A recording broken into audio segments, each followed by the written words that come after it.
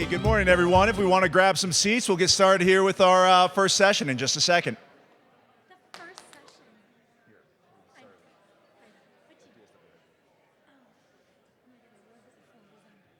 we have so much schedule by then. Yeah, let's do it after this. I don't have a whole lot. I have a ton. Oh, do you? Oh, this one. Are you going to sit actually listen to this, or we just go sit in the green room and bullshit? What's that? Can we just go sit in the green room and bullshit? We can, but I just have a ton. Yeah. Yeah. Oh, yeah. Oh, yeah. No, yeah.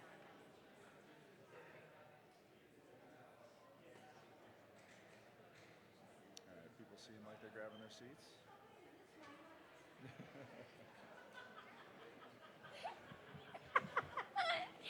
How nice of you guys.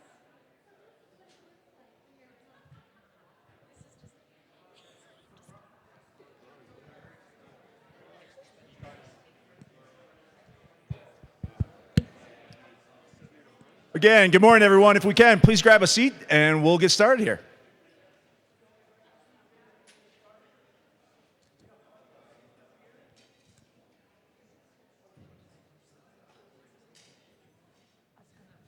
All right, good morning, everybody. Welcome to your first session of Denver Startup Week. I'm Tammy Dorr, one of the co-founders and co-chairs of Denver Startup Week. Here with my colleague, Ben Data, also co-founder, co-chair. You'll hear from him in just a moment. But we always like to ask, as we kick off this week, how many of you have been to Startup Week before? So wait, let's flip it. How many first year? Okay, so that's good. We love to see that. And then for those of you who have been before, how many of you have been more than 5 years?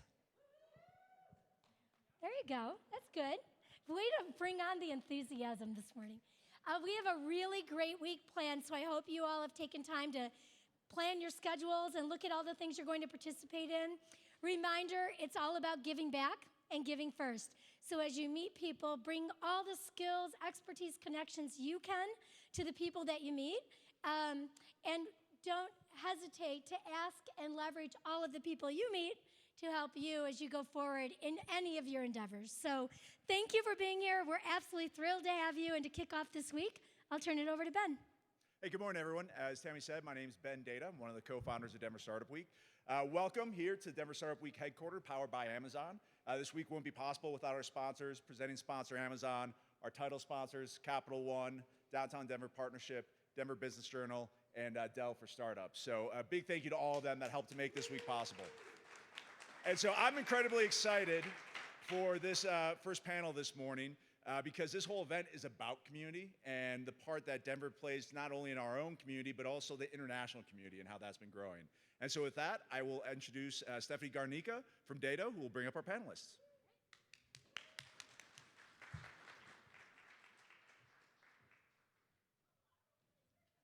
Thank you, Ben and Tammy. Appreciate the warm introduction. And thank you to Downtown Denver Partnership for organizing another Denver Startup Week. Denver Startup Week is such a vibrant week in our city where people from around the world come to learn, network, and attend the plethora of events going on throughout the week. We're fortunate to have such an amazing free week of activities and programming here in Denver to help entrepreneurs uncover tools, resources, and information to get them set up for success. By the way, good morning, everyone, and thanks for joining us today. We are thrilled to welcome all of our attendees, especially the international entrepreneurs, founders, companies, dignitaries, and global community members. We're so happy you're here for the opening event of Denver Startup Week, which is the Global Visitors Welcome. This is actually Denver's 6th annual Global Visitors Welcome.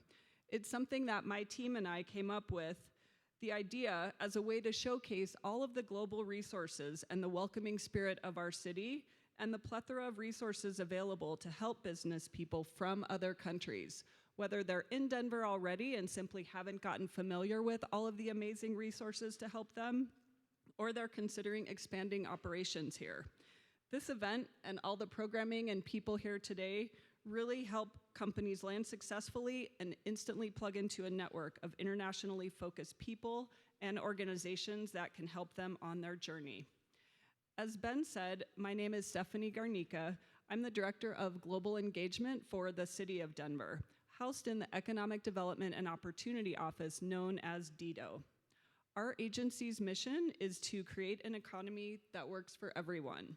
And my team's role does this through establishing global relationships and attracting foreign investment into the city. The team I lead was formed over 5 years ago to leverage our city's global appeal and promote Denver to foreign business leaders as an inclusive, prosperous, international city from which they could base their US operations and tap into the great talent, central location, favorable tax climate, and wonderful lifestyle. 5 years on, with our newly elected mayor and a continually globally minded lens, we remain steady in our drive to increase and strengthen Denver's international reach. Denver is a welcoming city that embraces people from all over the world and has a reputation of being an incredible hub for startups. We pride ourselves on our equitable and inclusive economy spanning across our innovative and entrepreneurial ecosystems. Our efforts have helped multiple worldwide entrepreneurs and firms make their way to Denver, and we are proud to be able to contribute to and help diversify our city's thriving business community.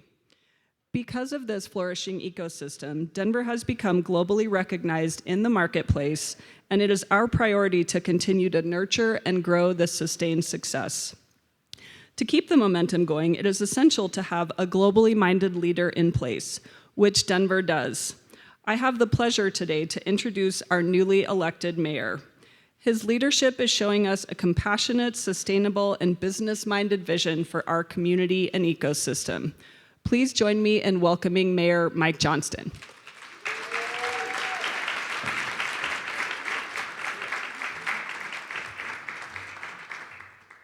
Good morning. Welcome to Denver. Thank you all for being up so bright and early on a Monday morning. Shows just how hard the startup spirit still is. People are ready to work. Delighted to welcome you all here to Denver. Obviously, we are incredibly proud of the ecosystem around startups that this city has built over the last decade.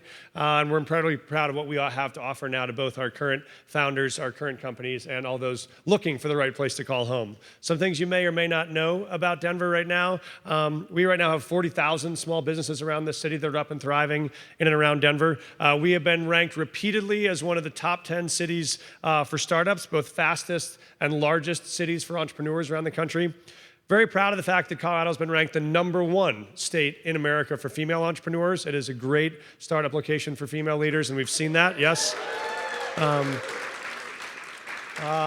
I think about when we looked back, 10 years ago on this ecosystem, and it was just getting started, and there were women like Lee Mayer at Havenly or like Rachel Elmer Carlson at Guild who were building, growing companies, and many people said to them, like they've said many others, oh, you got to start this in San Francisco, or you got to start this in Boston. And they said, no, we can build this right here in Denver, and we can build this into an ecosystem that will not just show our company is successful, but we can pave the way for many others to do the same thing. I was this last week we had a big event by Michelin around Michelin star restaurants. We had, for the first time in history, Colorado has now 4 new Michelin star restaurants.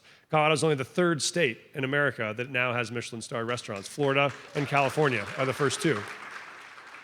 And those restaurateurs all told the same story. They said, when I had a vision for this restaurant, all of my early investors and my mentors said, you got to start this in New York. You got to start it in San Francisco. Denver's not a big enough city. It's not a big enough climate. And they said, no, I'll build the ecosystem here around it. And now they've made this one of the great food cities in the country. The same has been true of our tech startup community, which is the power of those early leaders and entrepreneurs has now built an ecosystem where this is the place where people from around the country and around the world want to come. And that's exactly what we want to build. It is now the 4th best in the world for mid-sized cities and startups. So we're not just distinguishing ourselves here locally, but around the world. So what we want you to do, for those of you that are here already in Denver, thank you. For those of you that are looking for places to build or grow a company, we want you to use this as a chance to fall in love with Denver and find it as a new opportunity. If you're an investor, we want you to be able to start looking at all the exciting things that are happening in this city. I met with the ambassador from Ireland last week who's interested in making this an international connection from Dublin back to the US as a way for them to bring and move international trade. We're looking about ways we can open up borders. We talked to Thailand, talked to UK last week. We're both very interested in expanding international trade with Denver as their hub here in the United States. So we believe this can be not just a national hub, but an international hub. We think you'll find here not just a great ecosystem to build a business, but a great city to build a life, a great place to raise family. You're an hour and a half from world-class ski resorts and mountain biking and quality of life. We have mostly pretty great sports teams. We got 2 national championships in the last 2 years on hockey and basketball. We're working a little bit on football and baseball, but give us a little time. As you know, you can't do all the things in the ecosystem all at once. Both, thank you for all you've contributed to Denver. Thank you for being here to support our growth. We hope if you're not from Denver, you'll give it a serious thought as a place to grow your next company or to invest in your next project, and we promise we won't disappoint. Great to see you. Thanks so much for being in Denver.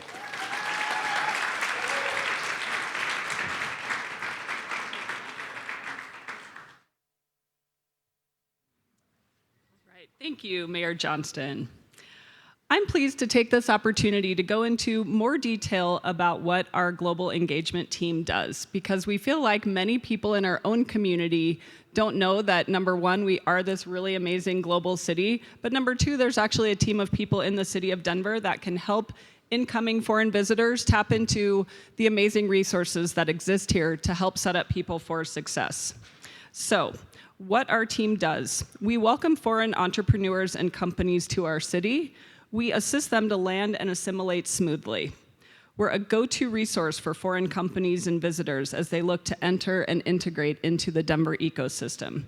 We really do believe in setting incoming businesses up for success. We act as the diplomacy and international affairs team to support and strategize citywide global initiatives and host international delegations. In fact, just this past week, we hosted our Global Landing Pad cohort, which was about 22 business people from 5 different countries, many of whom are in the audience today, and you'll actually get to hear from them on our panel coming up soon. We also have a group from Australia coming in later this week. So our city is really recognized around the world as this great dynamic hub of activity that's welcoming to people from other countries. We really do believe in connections. We connect our foreign business visitors and international peers both to other DDO agencies from our office, from other city agencies, and to our whole ecosystem of global community partners. One strategy for attracting international businesses to Denver is this program called our Global Landing Pad, which is Denver's international business accelerator that our team created and puts on twice a year. The program takes an all-encompassing dive into the Denver ecosystem for global companies looking to expand operations to the US market and shows them what it's like to live and do business in our city. We just finished our 8th offering of the Global Landing Pad on Friday. And as I said, about half the cohort is still here, and you'll get to hear from them later and even network with them after this program ends. It's the meaningful connections and collaborative environment like these that truly make Denver a global and innovative city where businesses thrive. We don't do this alone, however. We're fortunate to have many local partners and community leaders that help showcase Denver to the world and contribute to building out a dynamic global ecosystem that allows many ways for international newcomers to plug in and become part of our community. Many of our partners are here today and will speak throughout the remainder of this session. You'll hear about how Denver is a collaborative, well-connected, business-friendly environment, which has many local resources available to help support a company's success. One amazing resource that I'll mention is the Colorado Consular Corps. It's our local diplomats representing foreign governments who are here in the state of Colorado and perform important duties to increase awareness of international ties and issues in Denver and in Colorado. We may even have some members in the room today. Could we have any of our foreign government counterparts that are in the room please stand up? Canada, New Zealand. Aaron, who's going to be speaking next from the UK. So we do have this amazingly diverse global city. So thank you to them for all that you do to help put Denver on the map and support the business efforts and the people from your countries who are here. So speaking of our Consular Corps, I'm pleased to introduce our next speaker, Erin Kuhn, head of the UK Government Office here in Denver. Erin took up her posting as Consul of Government and Prosperity Affairs at the UK Government Office in Denver in December of 2015. She works very closely with our team on issues and projects related to the Denver-UK relationship and plays an instrumental part in the UK's government role in Denver and Colorado. I'm delighted to bring Erin up to present about Denver's global connections and collaborative ecosystem and about our strong ties to the UK. Thanks, Erin.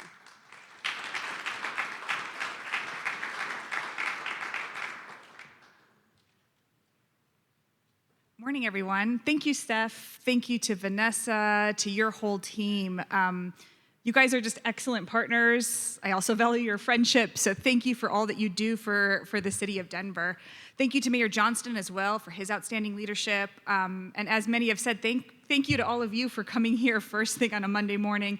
Thank goodness we've got some nice coffee from our sponsors over there. But again, it's just great to see all of your warm, friendly faces today and help us, really kick off Denver Startup Week. I'm Erin Kuhn. I serve as the British Consul for Colorado. Slightly confusing because I do have an American accent, but do trust me, I actually work for the British government. They do pay my paychecks. I'm proud to say that this is the 6th year that the UK government has participated in Denver Startup Week. Many of those years we've served as official sponsors as well.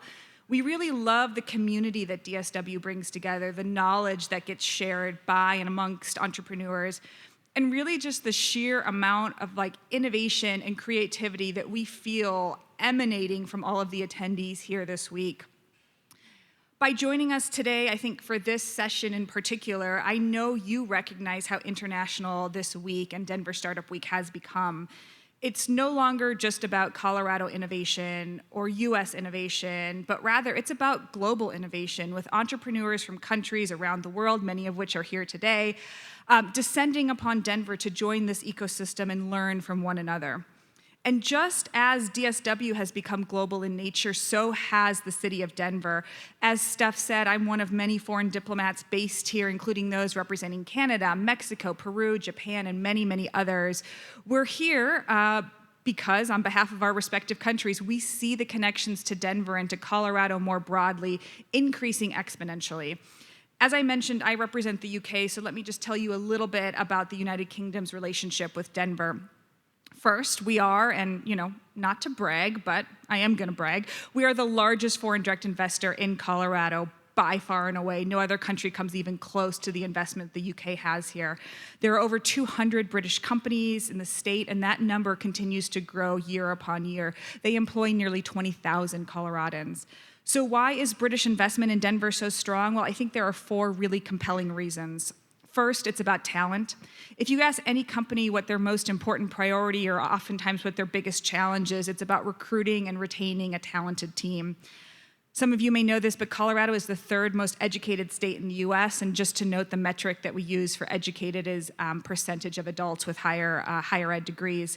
There are wonderful universities here turning out brilliant students in some very technical areas, and on top of that, we see the population in Colorado growing, particularly through in-migration from other states, as well as foreign nationals coming here as well. So you can find a talented, enthusiastic, and dedicated team of people here to help build your company. Second, I would say it's about community. Denver boasts a supportive, collaborative, innovative, and entrepreneurial environment that is genuinely unparalleled. What I have seen and what I've heard anecdotally from UK companies that come here is that Denver companies, Denver industry leaders are less focused on competition and more interested in building a community and seeing the tech sector in particular rise and strengthen within the state. People here help one another, and they do this across the private sector, government, universities, and Colorado's many federal laboratories. They share best practice, and as a result, more and more companies want to come here and contribute to that themselves. And just to give you an example, my office has worked very closely with the city of Denver to bring delegations of Denver tech companies over to London Tech Week, and we hope in the near future we can do the reverse and hopefully bring some British companies over here for Denver Startup Week as well. I think it's a really great model for public-private partners working together to share knowledge across the pond in both directions. I think the third factor of what makes Denver and Colorado so compelling is its excellent connectivity. The globalization of Denver is due in no small part to the growth of Denver International Airport. It's the third busiest airport in the US, seventh busiest airport in the world, and there are up to 3 nonstop flights daily, kind of depending on the season, between Denver and London. In fact, British Airways is actually celebrating its 25th anniversary this month. It is the longest running long-haul or transatlantic flight that Denver International Airport has. All of this is to say that Denver's airport has really made international travel more convenient and more affordable than ever before. And fourth, and perhaps most importantly, people like expanding their business into Denver because it's a great place to live. It has an incredibly high quality of life.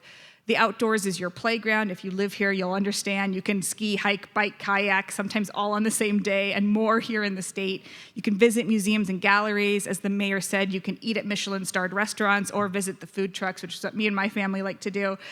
You can spend the afternoon at one of our city's breweries and so much more. Once you come to Denver, you really don't want to leave, and that's certainly been my experience and the experience of my family as well. And I think we see this locational endowment really helping to ensure that talent comes to Denver and stays here. So for these reasons, and there are more as well, I see global companies really growing and thriving here. And like I said, I've seen it with my own eyes with all the British companies that have followed the path here to Denver. So my recommendation to you is that if you are here from a different country or even a different part of the US and are looking at opportunities in Denver, please know that you're looking at a really unique, a really wonderful, and very much a globally minded city where you can absolutely find success. So with that, I'll turn it back over to Steph. Thank you.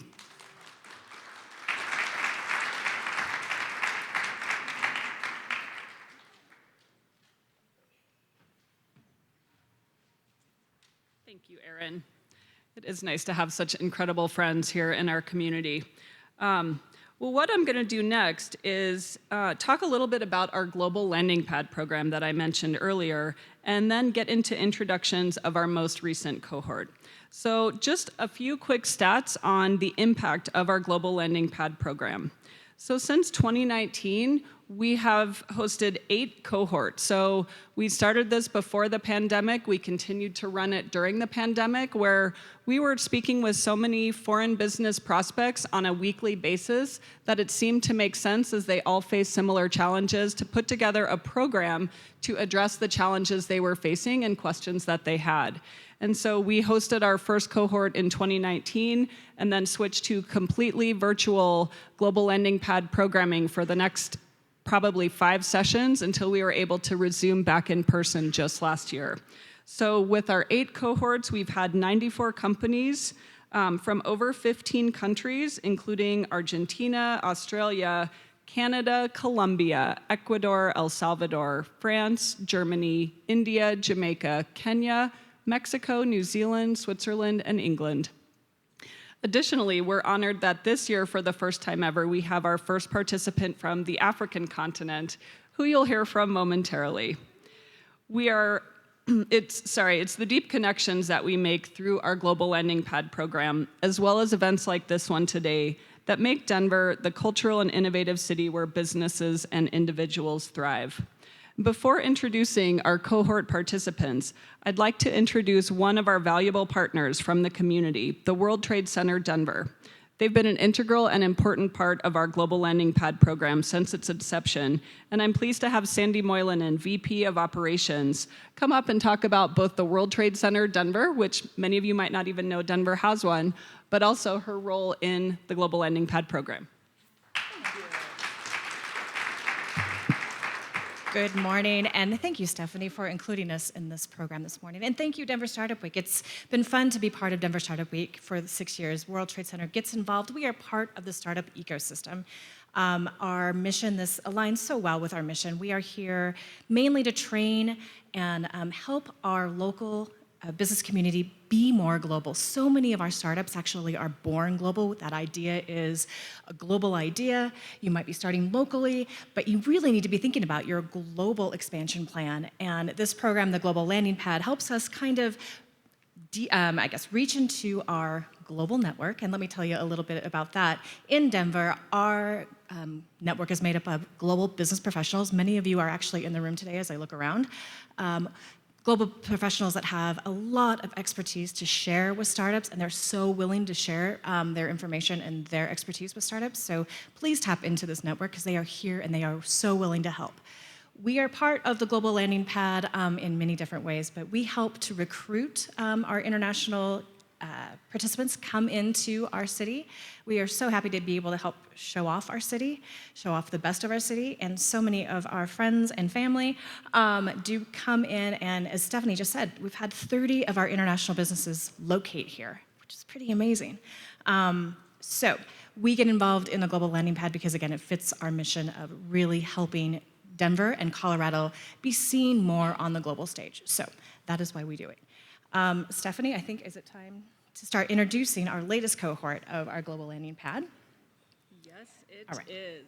And what we're going to hear, what we're going to hear from our each Global Landing Pad participant is why they're participating in the Global Landing Pad, what they've discovered about Denver in their journeys, and then we also want them to be able to introduce themselves to you so that you can learn about who they are as a company. This is a great opportunity for them to get their name out in the market as they are looking to land and establish operations here. And each of our companies, just as a reminder to them, will have 2 minutes to talk. So we know that's a tight turnaround. Vanessa will be up front holding up time cards, but we're eager to present you to the Denver community.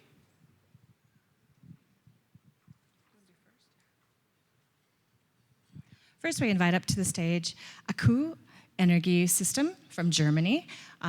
We have 2 representatives, Matthias Belka, who is a CEO, and Hannah Welsch, who is our marketing and business development for North America, well, for all the company.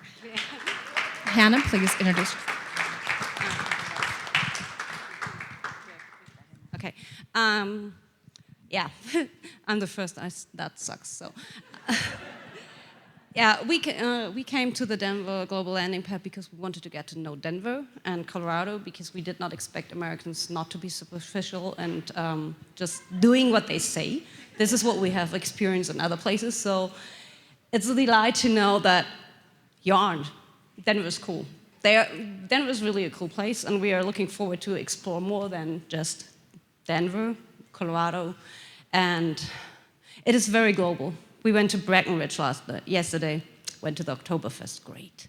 So that's what we learned in Denver. So, just very quickly about AES, we're a battery manufacturer for renewable batteries based on lithium iron phosphate, which is the most safest and reliable technology you can get around right now. And if you know mail, you know DHL, Die Deutsche Post, and this is one of our first and most, like one of the biggest customers we have, but this is not the only thing we do.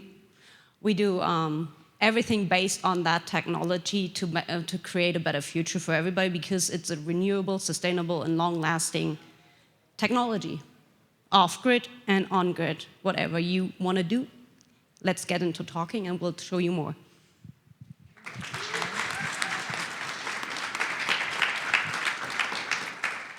All right, next up is Aportio Technologies out of New Zealand, and we welcome Susan Namath, co-founder and COO and CFO, to the stage. Yeah, lots of titles for anybody at a startup. Hey, has anybody had a disappointing experience with a customer services center? Hours on the phone, a chatbot that's not working, or an email that takes 2 months to answer? Our mission is to fix that. So we're looking at emerging technologies to automate and analyze conversations with customer services so that problem doesn't happen for you anymore. We're not looking at taking the last 1 second out of that overworked agent. We're looking at fundamentally changing how customer services work. We came to Denver, the Canadian accent probably gives away that I'm not originally from New Zealand, but New Zealand is an amazing place that's been my adoptive home for the past 3 decades. And looking at Denver is an opportunity for us to join a community. Most startups you'll know, it's kind of a lonely experience being a co-founder of a startup and being in a place where there's community and support, which is what Dito has definitely presented to us. is what brings us here to Denver, and we're looking forward to getting to know more people over the course of this week. Thanks. Next up, we'll invite Ian Yip, who is the CEO and founder of a company, Overto. He's out of Australia. Thank you. Morning, everyone. I don't know if you can tell from the accent, but I'm not non-American. I am from Australia, although people like to say I have an international accent because I was born in Asia, I grew up in Australia, I lived in the UK for a little while, and I've worked in my professional career mostly for American companies, so I've got a little weird hybrid accent. Why we're looking at Denver? So we're an Australian company, at least headquartered in Australia, and it's important for us that the startup ecosystem is vibrant, where we potentially headquarter ourselves out of the US. The obvious places everyone looks at is obviously San Francisco, New York. We spent a bit of time in Tampa earlier in the year, but we really like the vibe of Denver and the access to obviously startups and the co-working spaces and the VC ecosystem and the investment ecosystem. Of course, for me, I'm a huge basketball fan, so for me, the fact that you've got an NBA champion team here doesn't hurt. I always go to NBA games when I'm in town, and unfortunately, it's the off-season. I'll have to come back and go see a Nuggets game. We did see a baseball game on Saturday. Unfortunately, they're not doing so well, but they did win both games. Right, so what I've learned about Denver, your vibe is great. I think culturally, New York and San Francisco are pretty quick. When it comes to those of us from the Southern Hemisphere, the vibe matches better. And obviously, all the things everyone's mentioned are great for us as far as being based here and coming here a lot. We are a cybersecurity software company. We're an all-in-one cyber governance platform. The quickest way to pitch what we do is the SEC just came out with a set of regulations for all the SEC-regulated companies to have to report on cyber risk in their annual reports. So we didn't build this company to solve SEC reporting problems, but so happens we've got all these tailwinds behind us where regulatory bodies all over the world are putting out these kinds of regulations that force companies to manage and report and govern cybersecurity properly. And boards and execs care a lot more today than they used to, and we happen to have a solution that helps them solve it in a very, very specific, targeted way. Thank you.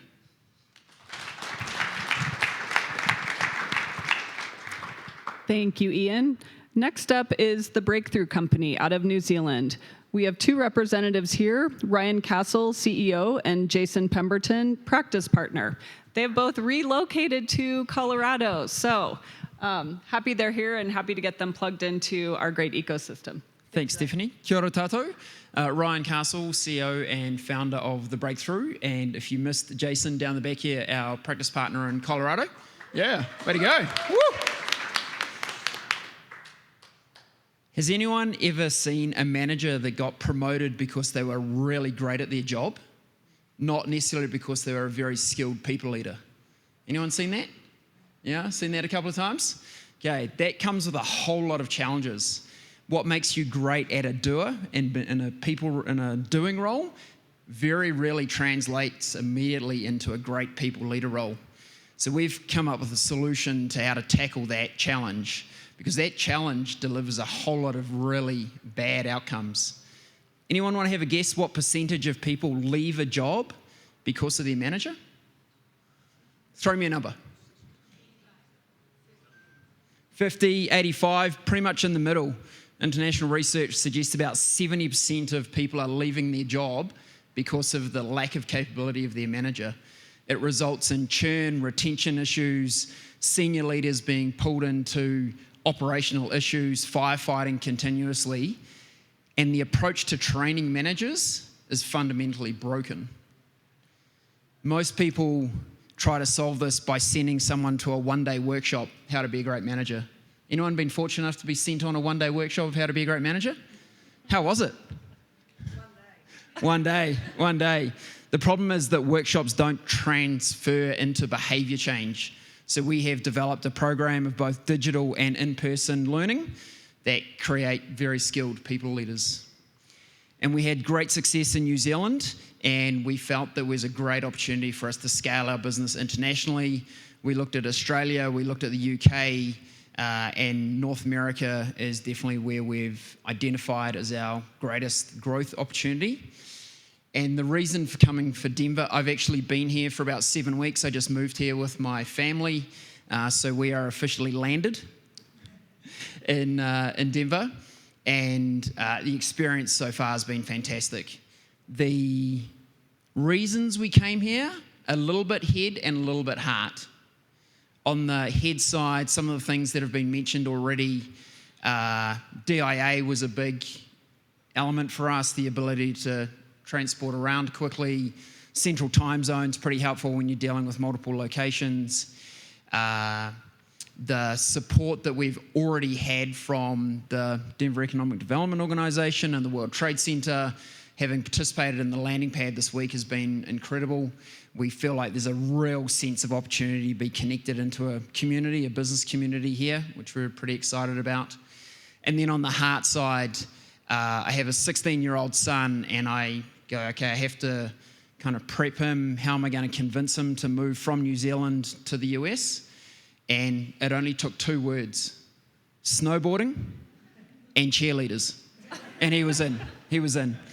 But look, we've loved being here so far, and I'd like to do a big shout out, firstly to the Dido and World Trade Center crew. Vanessa, thank you. And also to Mike Fuller. Mike, can you just stand up? Go on, briefly. Yeah, Mike. So Mike represents the New Zealand Trade and Enterprise Group. They have really helped us find a home here and supported our journey so far. And he pretty much said that if I went anywhere else in the world, he'd kill me. So here we are. Thanks, guys.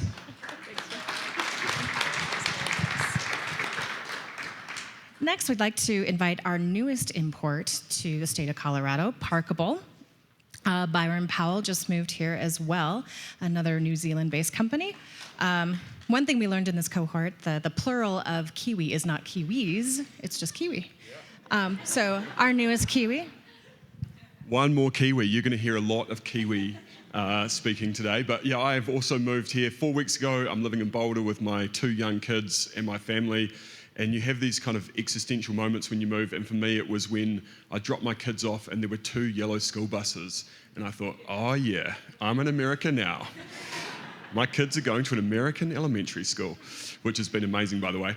So Parkable, what do? We offer a software that enables employers and owners of commercial real estate to offer flexible parking for flexible workplaces. And in the US, we've got clients like Facebook. We do their global contract all around the world. We've got Microsoft, KPMG, and some other names. Why did we choose Denver? So our company's actually been here about a year. I've been here 4 weeks. We chose it for time zone, which you've already heard, but when we're managing operations across Australia, New Zealand, the UK, Denver's a really great time zone because you've got crossover time with all of those locations. Also talent, it's been amazing. We've been hiring talent, the amount of talent out there and how easy it is to get really great people. There was definitely a bit of heart, like Ryan said, and for me that was about the mountains. The mountains are my happy place, and so I'm really thrilled to be so close to them. And the lifestyle is just a great place to bring your family, but also I find the people who love this lifestyle, it's easy to connect with. The thing that surprised us, and we sort of knew this, but it's still been surprising since we've landed here, is how welcoming people are in this state and in this city. So an example of that is when we landed our first weekend in Boulder, we had 4 people we had never met before drop off bottles of wine and say welcome to our neighbourhood. We also had 1 person drop off a whole hamper of groceries because they knew we had 2 little kids and we didn't have a car when we first got here, and they thought, okay, you're going to need some food for the weekend. And so, I mean, it's just outstanding and amazing, and that same welcome that we've had personally, we get everywhere we go and with everyone we talk to from a company point of view. So that's really surprised us, and yeah, it's been amazing. But we definitely made the right choice. Thank you very much.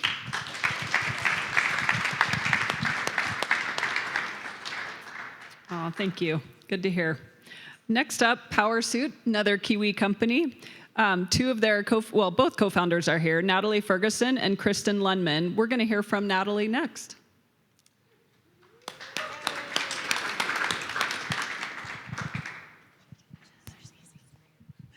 Hey, I'm Nat, or Natalie, as you'd say here. I've been an entrepreneur for 20 years and have had 2 exits.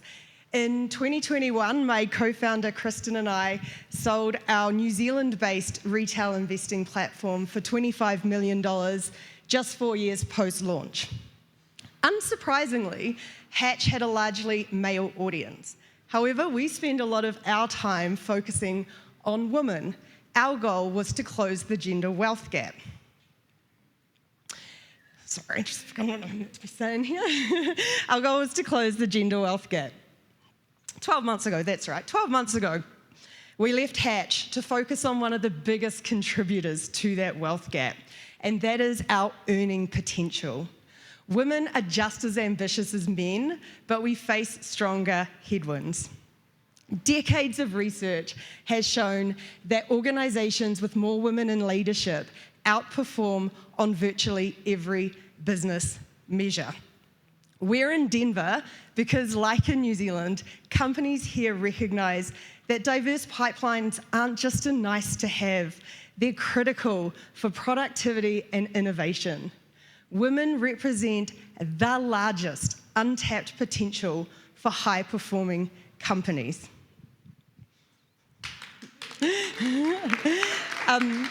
However, getting women into positions of leadership is just the very, very first step. The Great Resignation was predominantly women opting out because they felt unsupported and unrewarded. Women don't need fixing, we need a playbook. We've been blown away by the support we've received for PowerSuit in Denver. We're going home, we're early stage, we're going home to transform a very successful manual pilot into a scalable leadership platform for women at every level. This, we think, is the perfect place for our US launch. So our ask for you today is join us on our mission. Subscribe to our newsletter and our podcast at powersuit.com, that's POWR suit.com, or come and have a chat to us. We'd love to talk. Thank you. What is it? All right, next up, we have our friend from the north, Canada, Quentin Randall. I'm going to give him a couple minutes to get to the stage. He might have had a little bit of a basketball misstep. Quentin is here, like I said, from Canada, and his company is Run With It Synthetics, who's been selling in the US and is looking at Denver. Thank you. So we are a Canadian company. I'm based in Calgary. The company is based in Edmonton. And I just want to say one of my favorite things about Denver is obviously the Nuggets are national champion or world champions. One of the best players on your team is Canadian, Jamal Murray. So we've been following them for a long time. They're awesome. They're a great team. The other thing I learned about Denver is it feels a lot like where I come from, Calgary and Edmonton. People are willing to have conversations kind of for no reason, see if there's a connection, and just are very open people. It's very much like Calgary and Edmonton in that way, which is excellent. The other thing is that it's growing really fast. Denver seems to be growing really fast. And so that's part of the reason that we're here. So what Run With It Synthetics does is we're a scenario modeling company. And so the best way I can describe it is if you think about a digital twin of Denver, which isn't all that uncommon, you have a digital twin. But then what we can do is we can input a never identified representative population that it's very inclusive. And we can run any scenario. We can introduce any scenario that anybody would ever want. It can be emergency response planning. It can be policy introduction. It can be development of new neighborhoods. And it can be, anything like traffic flow or anything like that. And so really what that does is it can generate and build consensus. So if you have different people that have different approaches to the same problem, we can model all of those approaches, generate the synthetic data, provide the insight, and get you to equitable, inclusive decisions faster. And so what we are doing down here is trying to find those people who are either making those decisions or who are making recommendations to the decision makers to offer our services and our platform to be able to say, let's actually start making some action, because obviously we're in a time now where bold action is needed, and so we can help you make those decisions faster with better information. That's it. Thank you.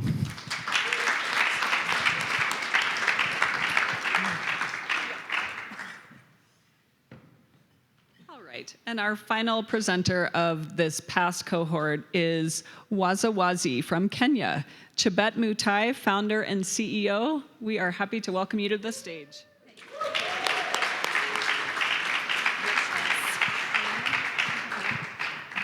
Good morning, everyone. My name is Chebet Mutai, and I'm going to tell you the reasons why I think Denver is amazing, and then I'll let you decide if you think I'll stay. Okay? So, I drive really slowly, and I was out on E470, and since I came here, I noticed that you guys like to drive really fast. And there was an obvious sign where I thought it was just more like a general suggestion that 50 was the limit, below which I could not drive. So I did see the state patrol sheriff on the side, and I actually thought he will be so happy with me because I am not speeding like all of these guys. Catch them. And I actually had a second thought. I wonder what it is like to be stopped by an American police, because we've been watching news and it's scary. So, less than a minute, I saw the flashing lights and I was like, oh, I wish my dreams manifested that fast. Because, yeah, I pulled over immediately like a good law-abiding citizen.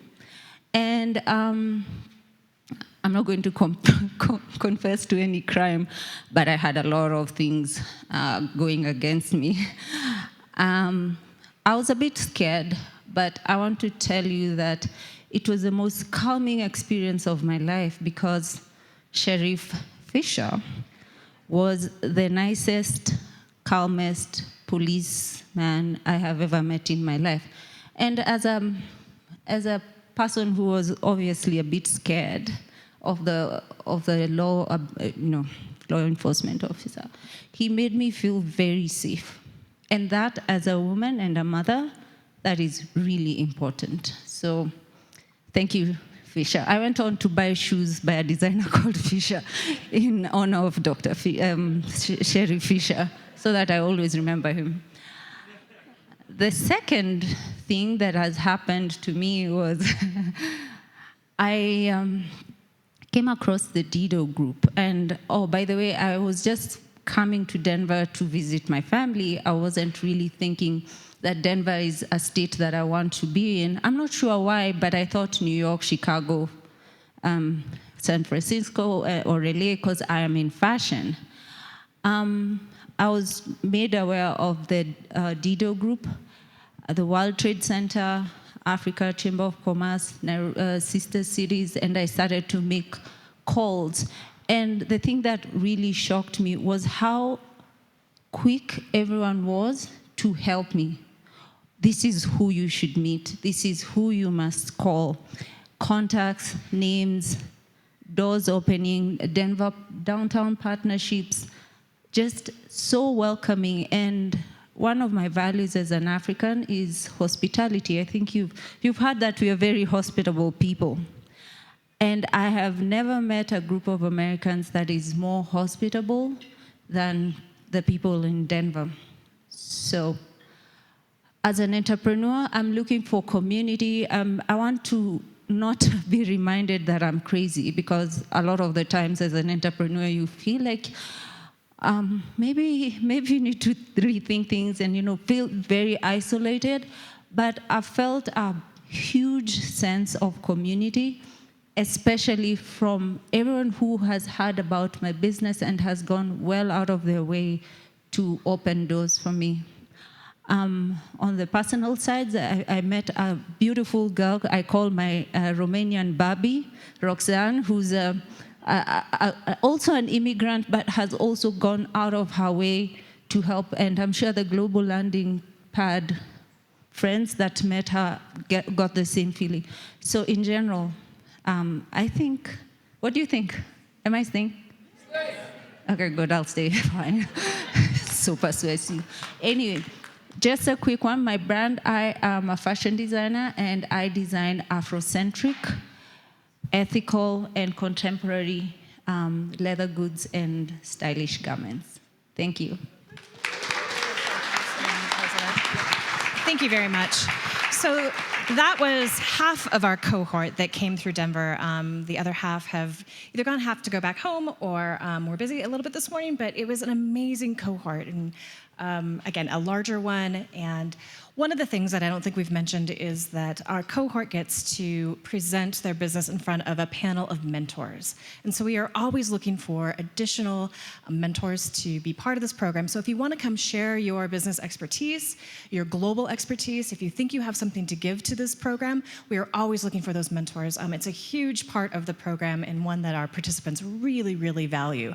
So it's fantastic to be able to go into a little bit more depth with the company and really help them think through the American market and their approach to the American market. So please come see either Stephanie or me and get signed up as a mentor if that is of interest.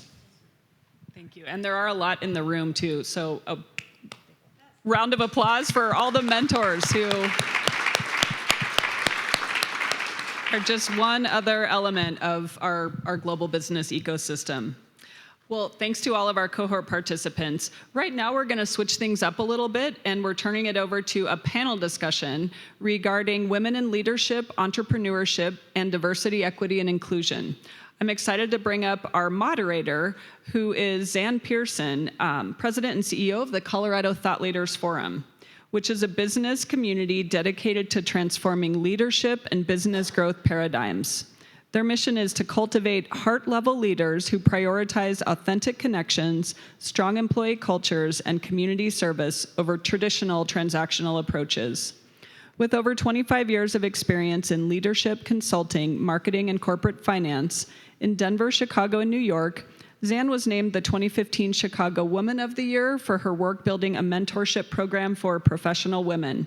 She also serves as an advisor to our Scale Up and Global Lending Pad programs. So really excited to turn it over to Zan to lead this exciting discussion. Thank you.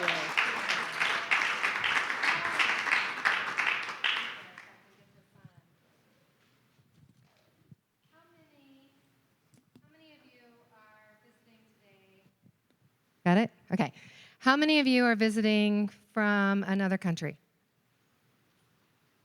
How many of you have already landed from another country but have already landed in Denver? Oh, wow, quite a few of you. All right, how many female entrepreneurs, co-founders, CEOs are out there today? Yay! All right. So I'm super excited and humbled to moderate this today. And we actually chose 3 female CEOs, all who have landed in Denver from Germany, Colombia, and Jamaica. So, and what I liked about this topic particularly is what do they all have? What is diversity, equity, and inclusion? Women in leadership, entrepreneurship, Denver from a global perspective. What does that have in common? Common theme is change and progress. And that's the thing, having moved here 5 years ago myself from Chicago. Prior to that, I worked in New York City. And the thing that I noticed about Denver is the progress, the transformation. And now being CEO of a company that is all about developing leaders who are going to change the way that we lead and offering up a community of support for those leaders. So we're going to go ahead and get started. I'm going to ask the panel to come up, and I'm going to introduce them as they come up. Come on up, Lori. So Lori is she's a broker at Kentwood Real Estate, founder and CEO of Changing Paces International, The Diversity Difference. Lori is an award-winning diversity, equity, and inclusion and accessibility consultant. who shapes global enterprises and marketplace by driving organizational change through revenue-generating strategic initiatives, assessments, and training programs focused on multicultural and multi-generational executive leadership. Originally from Jamaica, Lori is a top producing realtor at Kentwood Real Estate, a standout business strategist, and an inspirational TEDx speaker, representing business owners expanding their companies while investing in BIPOC international executives and emerging leaders. Maria Putnam is in the center here. She is the co-founder and CEO of the DEI Leadership Institute, originally from Colombia, correct? Maria is a seasoned business professional with over 2 decades of experience in driving effective diversity, equity, and inclusion DEI programs. She co-created the DEI Leadership Institute, aimed at nurturing leaders equipped with the skills and compassion needed to foster positive change in DEI. Maria has led inclusive practices in hiring, organized global leadership conferences, and guided prominent corporate clients like Comcast, Cisco, Ericsson, Coors, and Stars Entertainment in DEI marketing campaigns. And then last but not least is Nicole Zimmerman.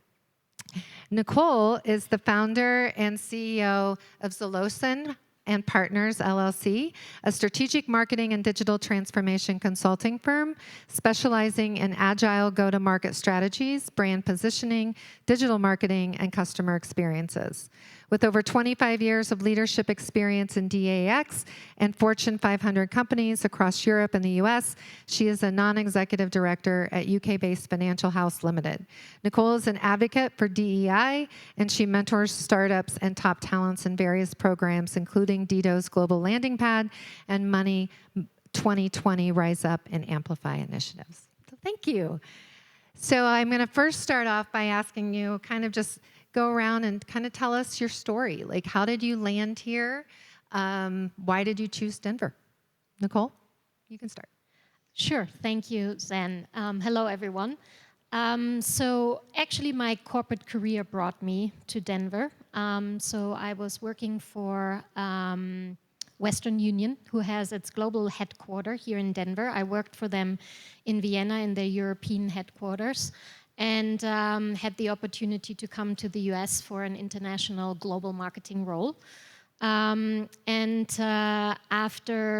what you described as my career path, 25 years in large corporations, I actually in November 2020 decided to venture off into my own entrepreneurial journey.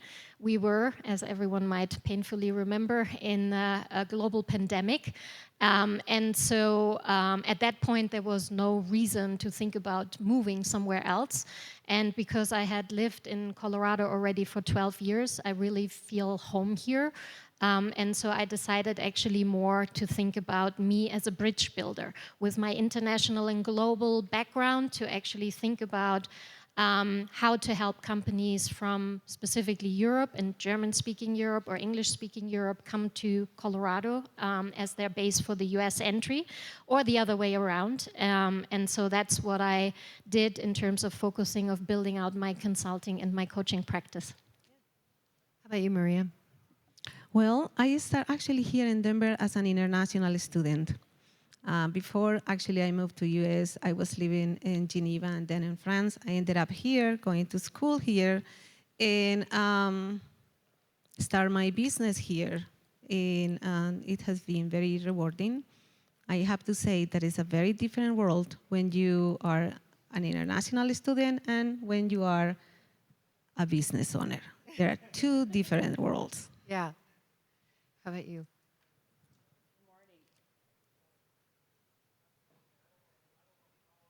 Hello? I wear readers, so I can't see that. Yeah. Good morning. So I have an interesting story. I came originally from Jamaica. Similarly said, I don't have an accent anymore because, as many of you know, I tried really hard to get rid of that accent to fit in and then realized I'd lost part of my identity. So that became part of my reason to get involved internationally, because I came here as a youth through the migration process, and my dad came here as an entrepreneur. So over the years, my background is in architecture, which is why he came here, and eventually landed into real estate. but I've always had a connection to community development. So as we get older, I merged all those lanes and rejected the idea of choosing a lane. And because of that, I'm able to help people in other countries make their home here in Colorado through real estate, which in my mind, and as many of you from other countries know, is multicultural at the best. And so DEI wasn't spoken of in Jamaica. We just came together. And so really the business that I am in is helping people understand how to create leaders that come from different countries and knowing that their neighborhood that they choose, real estate, selling their properties in other countries and here and making that transition and everything in between. What, for each of you, what was the biggest challenge in starting your company in the United States? Maria, why don't you go first? Yeah, I want to start actually, always when I hear the word challenge, to me, I remember actually a quote from Dr. Diane Wire. He said, things change the way that you look at things. When you look at things, things change. So that means when we change the way that we look at things, the things that we look at change. So the way that I actually approach challenge was by seeing an opportunity. And I think that learning the system was an opportunity, but it was not easy. So go through the process of learning how that works. Yes. Right. Nicole? I would say when I decided to start my own business, it was the thought that I have worked for a global company, I have traveled the world. I was never in Denver or Colorado for a long period of time. So I actually realized I'm lacking a local community. So I made it a point in my first year of business to actually focus on building that community and choosing organizations that I can work with, that I can bring value to, but they can also bring value to me. So spending that time of networking and really finding these right community members was a critical part. And I agree with Maria. I would say it is an opportunity rather than a challenge, but I realized I have to do it.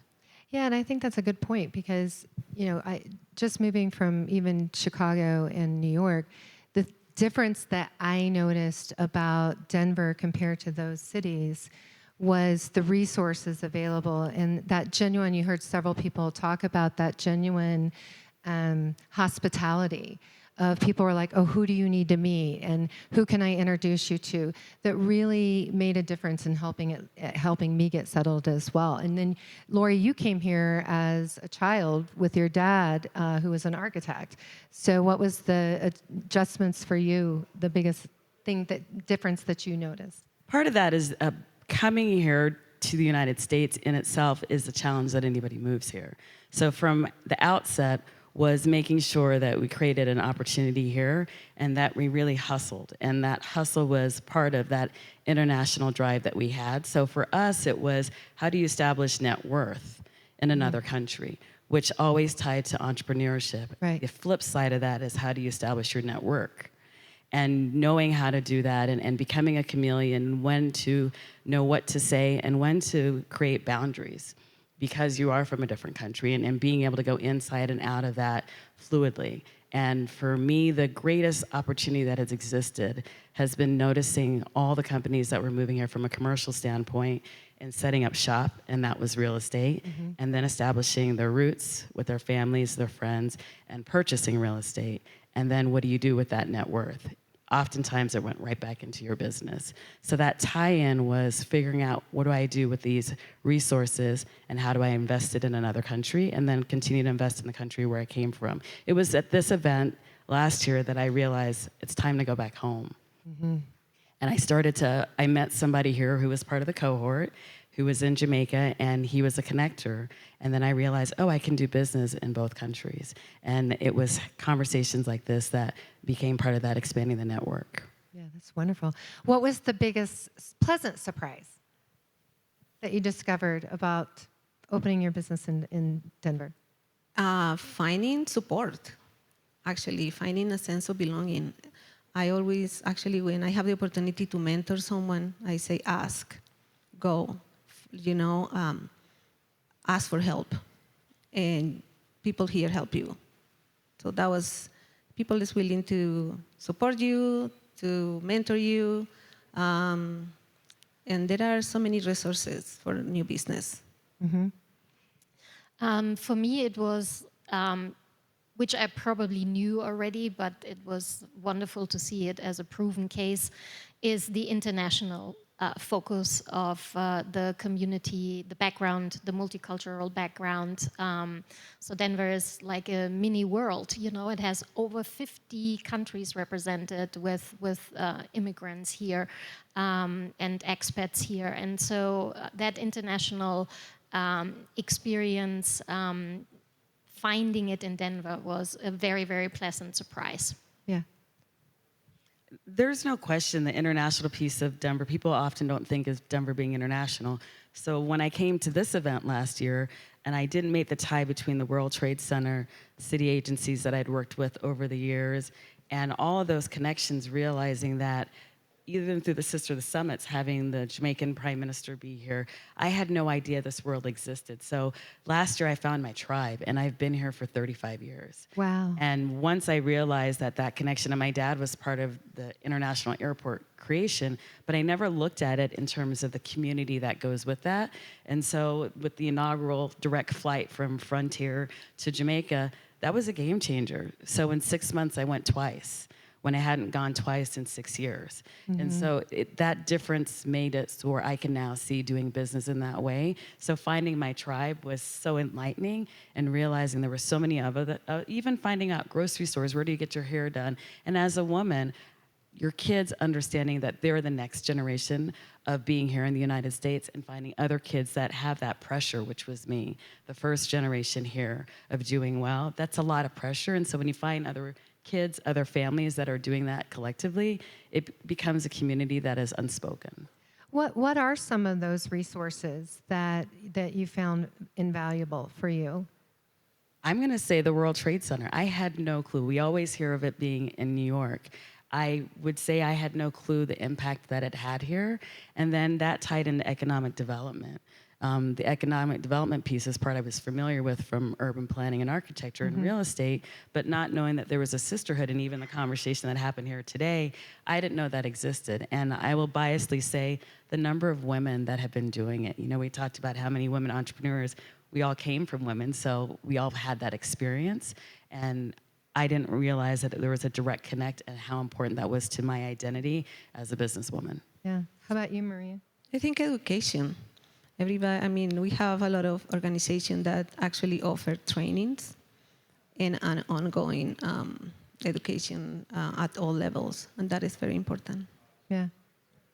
I would say, I would call out 2 organizations. So my first connection was actually last year at Denver Startup Week with, and I know he's hiding behind the pillar, but I can see him, Michael Bevis, who is the head of Dido, who was just unbelievable in terms of opening doors and connecting me to people. And the other one is your organization, Colorado Thought Leaders Forum, Zen, and the Wise Women as a program in it. Was like you describe it, Lori, finding your tribe and finding people that are like-minded, and knowing that you can ask for help, you will get the support, and people really help you make these type of connections that are critical for building your business. And you never know where another contact leads you to. So it's like just wonderful seeing how welcoming and connecting everyone is. Yeah, and I've heard Denver referred to as very globally minded, right? Has that been your experience? Is that, would you say, and how would you describe it?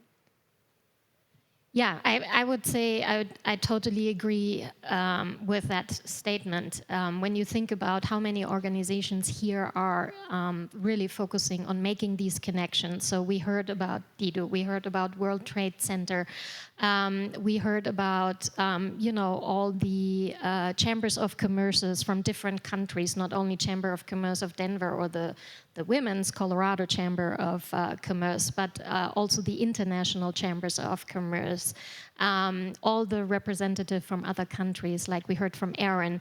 I think it's just like everyone really identifying Denver as that precious space to actually really settle in the US for your market entry or for your business. And so I think these organizations definitely prove it every day with the people that work for them having that international mindset.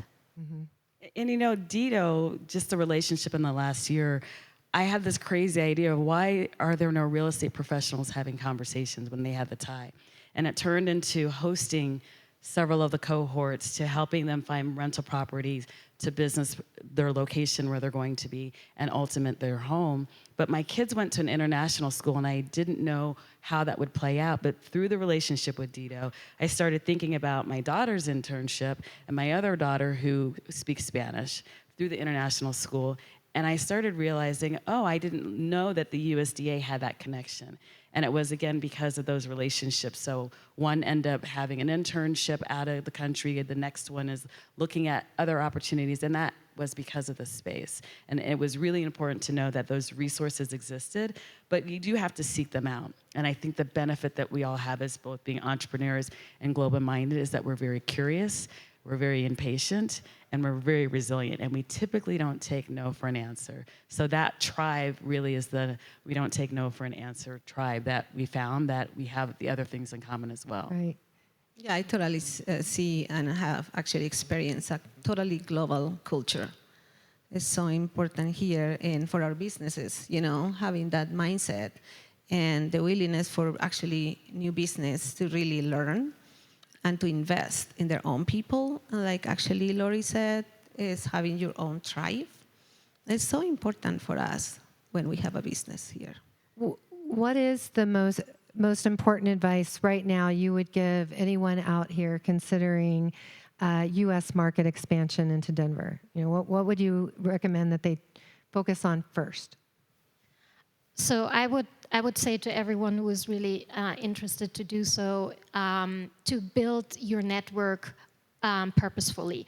So it's really, really important to understand who in your network are your allies, who are your mentors, who are your coaches, who are your supporters, and maybe who are the people also who talk but do not walk the talk, so that you know where to invest your time. Time is so precious when you are on an entrepreneurial journey, and so it's really important to understand that. And, you have many mentors and coaches here in the room, so feel free to reach out to those people to help you on this journey as well. I find, another pair of eyes and ears and thoughts are really helpful in that process as well. Yeah. Yeah, actually, I will echo that with Nicole. I think that investing in network, I think being intentional, creating a plan, and following up with those people, and finding a support system that helps you outside even of your own market is very key for your success. Mm-hmm. I could tell you that just this last year, I recognized that I was never the realtor that loved showing houses for showing houses. In fact, I would agree that I didn't love it at all because I couldn't put a purpose to it. Then I started changing my mindset around it, and I approached the Colorado Association of Realtors and started looking at the opportunities for what we do in real estate and started leading different groups that were focused on international. And then the next thing I realized that everything started changing of how I saw real estate. It wasn't about showing properties. It was helping people with their visas simply because, and the reason I got into DEI is I realized all the challenges and opportunities and wins that my family had was actually the structure for how we were successful as a family. From me as a child to my dad, who's now 85, but getting a visa. The first time that he was willing to get rid of his Jamaican citizenship is when he got a contract with the city. And it was really challenging. And as a family, we were scared. What did that look like? So he gave that up. I did the same thing in order to get a U.S. scholarship for CU Boulder. I had to give up my citizenship. Flip it on the backside now. Now I'm looking how to get my dual citizenship back. And all of those ties became my business model of how can I help other people do the same thing and be excited about it and not have shame around it. Right. And do it in a way that became part of my structure for other, and then becoming a rising leader, knowing that inside you're from another country, what does that look like and what does that look like long term? And putting those all together, like you said, as crazy as that sounds, it became a part of the everyday why and the part of, I think, all of our similarities. I mean, we discovered that we had so much in common just by putting the panel together. We would not have ran into each other otherwise. Right. And 4 female CEOs up here, so another shout out for women. Nicole, you have a background in change management. What should companies consider with respect to change management about when you're coming into Denver and U.S. market expansion that maybe they haven't thought about? So I think what I have also seen in the companies that are part of the Global Lending Pad program and presenting is the differences are not humongous, but they are nuanced. And so really understanding, your market you enter. US is one of the biggest global economies, so there are just some differences in terms of, the focus on customer centricity, the focus on customer experience when you develop a product or a service. It is actually about the communication in terms of how you advertise and how you address your target audience. From a cultural perspective, I would say, as I have lived in several countries across the world and experienced that myself as an expat, is not underestimating the multicultural nuances of change as well in the country you are setting shop.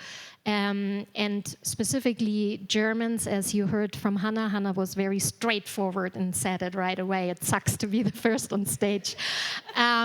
Well, in the US, it's not so much what you say, but how you say it. So, you would probably package that a little bit, but still would get the message across that it sucks that you were the first on stage. So I think these multicultural elements, and Maria and Laurie work in that space as well. So finding support of people who understand what these nuances and differences are will help you avoid these pitfalls for sure. And why put yourself through a learning curve that others have gone through already that you can avoid in terms of mistakes making by asking someone who has done this journey already. Yeah.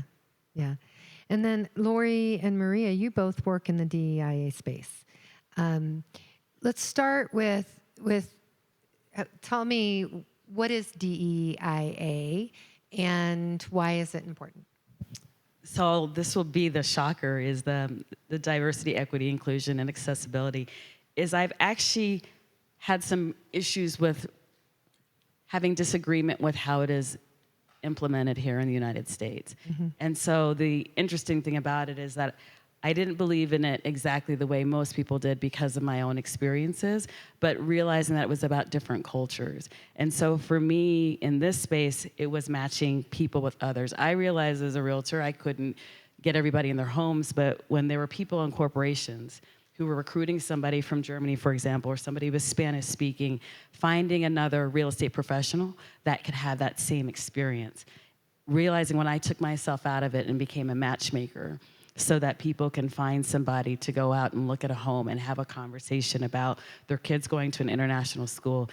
That was, to me, DEI in its working, and the inclusion part of it and the accessibility part of it is having someone who also, if they're gonna be taken out to look at a property, thinking about wheelchair accessibility, or if they're not able to have sight, all of those things. And so for me, it's not a prescription, it's an experience. And so all the work that I've been doing, I had been calling it multiculturalism because I knew DEI would come and attack because it has happened over and over in our country.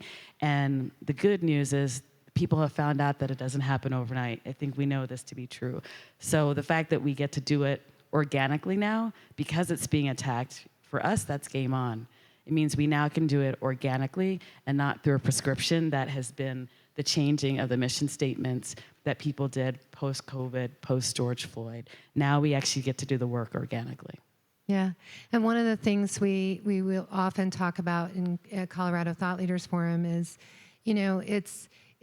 it's not just the difference, cultural differences. It's the thought diversity that it brings to the table of just having people at a seat at the table whose experience is completely different than yours, so that it opens you up to different perspectives. And I think it's critical.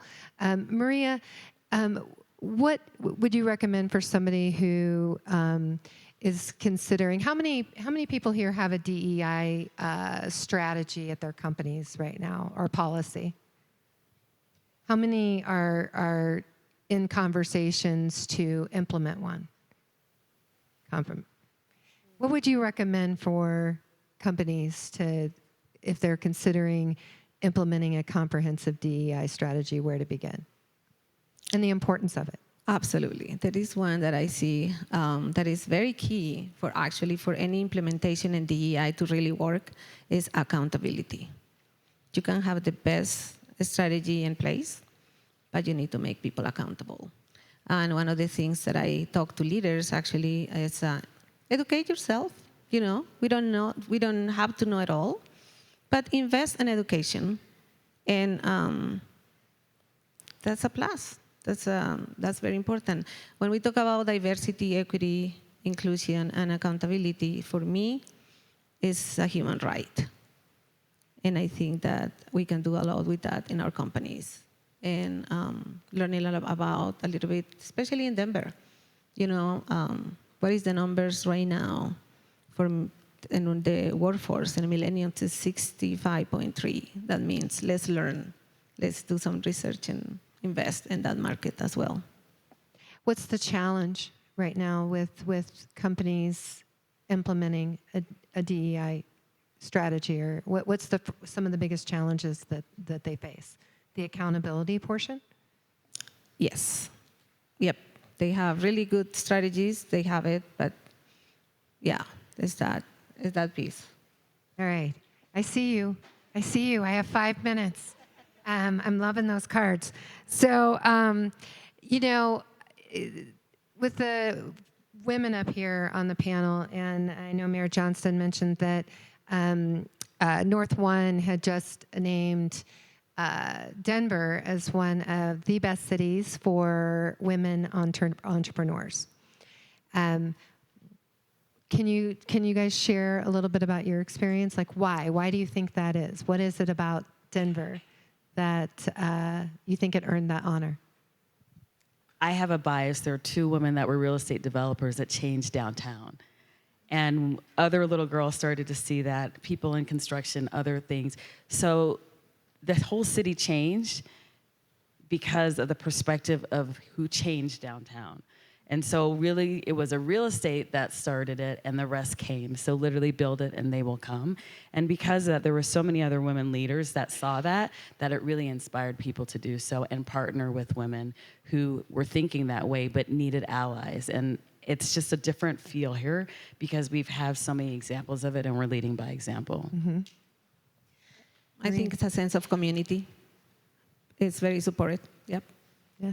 Yeah, I would say the amount of organizations and associations that are either female-led or that are solely focusing their purpose and cause on women, supporting women, is amazing.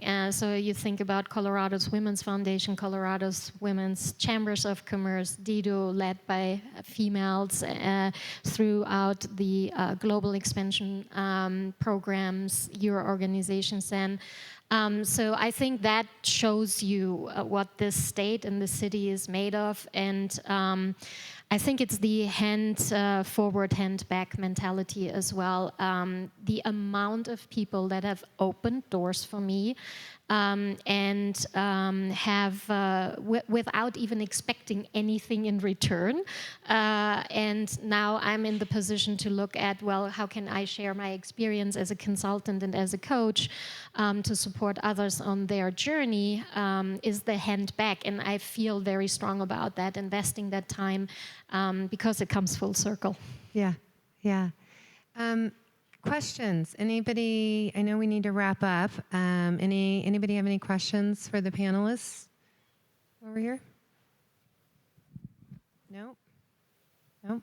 So how can, do we have it up on the screen, how they can reach the panelists, Vanessa? So there's also a table back there that has information from all the panelists. There's a QR codes back there as well. If you want to stick around or reach out to any of the panelists. And then also CTLF, the Colorado Thought Leaders Forum, the organization that I run, on October 3rd, we have a CEO Forum. It's the largest event for CEOs in Colorado every year. It's a breakfast at the Denver Performing Arts Center, and we have a great keynote speaker this year. So if you are interested in attending, if you are a CEO, you can grab some information at the back of the table, at the back table back there. And then there's also some resources that from Dido that we have the website up on the screen. If you're interested at all in learning about resources that are available to you, to entrepreneurs and international companies considering opening up a U.S. presence in Denver. So thank you. Thank you.